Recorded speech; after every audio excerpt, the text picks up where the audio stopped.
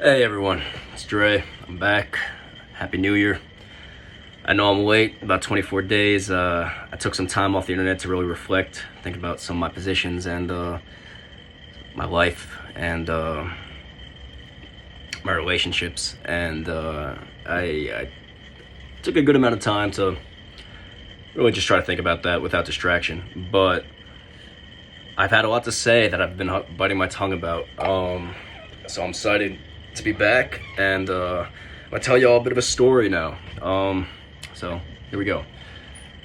So one of the first things that I guess I should tell y'all is that I'm actually a history teacher, and I wanted to take this job in Virginia that I rejected because I couldn't teach history. I mean, you can, but not really. You really can't teach history in Virginia. You see, a week or two ago,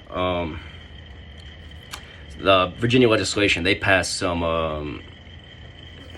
laws actually on what you can't teach in a history class, and then promoted some nonsense idea like teach the debate between Frederick Douglass and Abraham Lincoln. And immediately I'm having a big ass problem. I'm not gonna lie. This is a huge problem because what debate? What are they talking about? Abraham Lincoln and Frederick Douglass, they never had a debate. Yeah, Frederick Douglass was a staunch abolitionist. He started the Northern Star. He was a journalist, and he, incredible man. And Abraham Lincoln, incredible in his own right, that, was really had to deal with this idea of keeping a union together, which was his duty, but at the same time placating, the racist mobs of those times against the abolitionist mobs who wanted to see change that we eventually would see. And yeah, that is true. They did write each other sometimes, but it's not much of a debate. And I was thinking, how do you teach this then? Do I just give the students the documents, just make them read, all 8 pamphlets or whatever that were sent between me back and forth? Maybe we could do a fake debate, right? Like between maybe what would Abraham Lincoln would have said to Frederick Douglass. But then I'm running into a huge problem again. I can't do that because, Frederick Douglass, he'd probably want to talk about race kind of critically during that time. And I'm not allowed to do that in Virginia. I can't do that. So that's a no-go. So I'm like, damn, okay. So maybe I could teach Thomas Jefferson, spiritual founder of Virginia, one of our founding fathers. But again, same problem. He was too nuanced. He called that institution a hideous blot on our history. Yet he was complicit in it. And did try to, stop it. He did pass legislation to fight against that institution on his own accord, but he was complicit.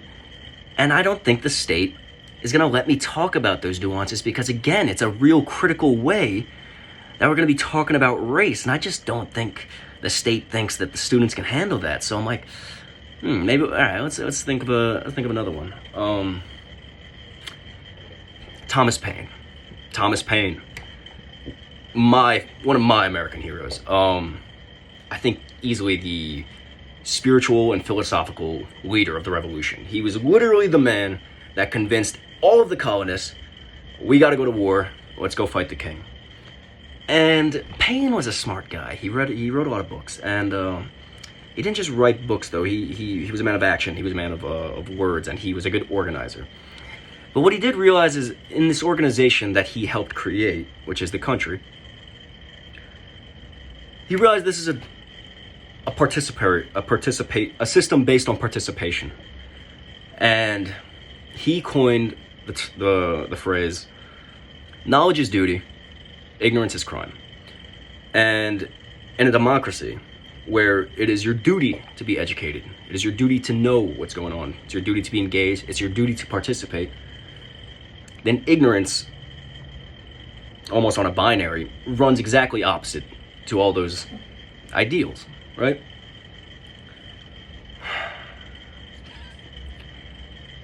And a government made where people are self-governed, like we do, it's as Thomas Paine says, it's our duty to be informed, to have as much knowledge as you can, because the essence of making decisions and developing this country is that you partake in leading that. You partake in developing that nation. You don't leave it to your betters. You don't leave it to the people that think they're smarter than all of us. The people that, well, they look down, the people that look down on us and think that we are the ones that they have to govern. The ones that think they're our betters. Anyway, at least in theory, that's how it's supposed to work, a democracy. But under this new Virginia law, coming down from the politicians at that state, ignorance is your duty. And they're telling you, you can't learn about this. I cannot teach the kids about this. Because their parents in that state, they gave up. They gave up, they let their betters make decisions for them, decisions that they don't realize the ramifications for, decisions that will make their kids ill-informed. They surrendered that decision to the state legislature. The people who profit off of that, the people who profit off of you saying, you know what, this is too hard, let the politicians do it. That's who we surrendered that to. And they get to remain in power. Your kids won't be educated. And they gave up on their children's right to be informed. A right that in this country people actually died for. People died founding this country on that idea, and they just gave it up. The right to be informed, the right to be knowledgeable. But Virginia State doesn't see it that way. Virginia State thinks that it's the other way around. Knowledge is the crime. Ignorance is your duty. And rather than admit any of this, these parents, they're not going to take any responsibility for this. Rather than that, they're going to allow politicians to make it a crime, to know the history of your country, to know the deeds of your peoples. That's what they're going to do. And in one swoop, they hamstring the ability for change in the future.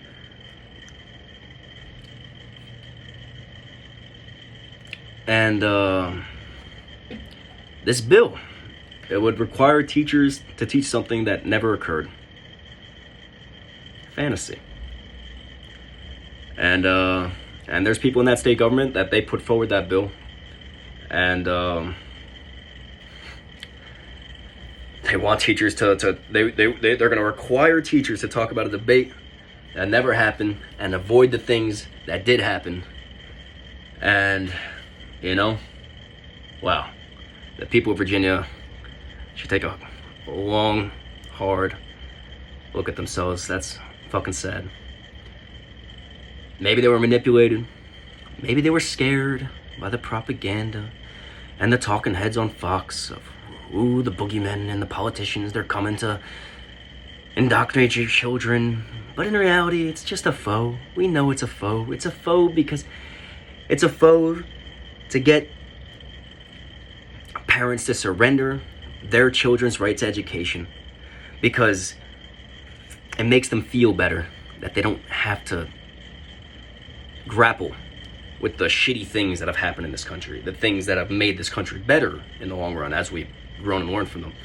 Just throw it all out. Fuck it. Just throw it all out. They abandoned them. They did. So, let me finish this off by saying I'm not a history teacher. Anyone who knows me knows that I was lying right off the bat.